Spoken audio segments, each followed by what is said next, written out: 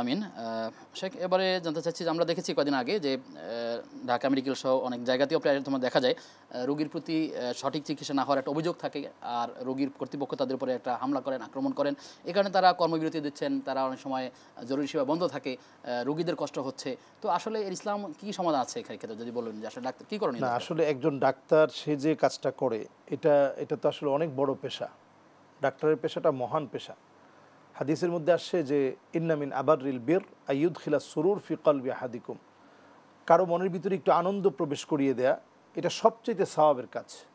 তো আমি অনেক ডাক্তারদের কাছে অনেক সময় গিয়ে বসে গল্প করি, আমি দেখি যে প্রায় সময় অনেক চিন্তার একটা ছাপ নিয়ে আসছে। ডাক্তার বলছে আরে কিছুই হয় না, ইনশাল্লাহ ঠিক হয়ে যাবে। এই সামান্য একটু কথায় লোকটা বলছে যে আসলে ঠিক হয়ে যাবে, আমার ছেলেটা ভালো হয়ে যাবে। বলছে হ্যাঁ ভালো হয়ে যাবে। এই যে একটা আশ্বাস দিয়ে সুন্দর করে কথা বলা, একটা ডাক্তার কিন্তু প্রতিদিন এই সওয়াব অর্জন করতে পারে। 70,000 ফেরেশতা প্রতিনিয়ত দোয়া করতে থাকে একজন রোগীকে দেখতে গেলে, আর সেখানে সুবহানাল্লাহ বিহামদি আপনি যদি সেবা করেন, এটা কত মহান একটি পেশা।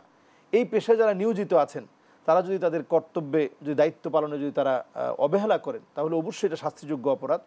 এবং যেটা অনেক সময় দেখা যায় যে রোগীরা অনেক সময় রাগান্বিত হয়ে যায়, ভাঙচুর করে, বিভিন্ন রকমের কর্মকাণ্ড হয়। তো এগুলো সেজন্য পৃথক ব্যবস্থা করা উচিত, তাদের বিচারের আওতায় আনা উচিত। কিন্তু বিচারের আওতায় আনা তো অবশ্যই উচিত।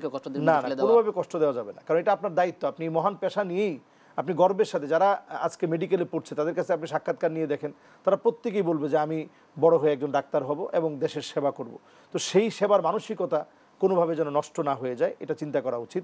মানে সকল ক্ষেত্রে আলেম যেভাবে মুখলেস হওয়া দরকার, একজন ডাক্তারকেও কিন্তু মুখলেস একজন ডাক্তার হওয়া উচিত। তাহলে রোগীর অভিভাবক এবং সেই সাথে চিকিৎসক যারা আছেন সবারই দায়িত্বশীল আচরণ করা উচিত।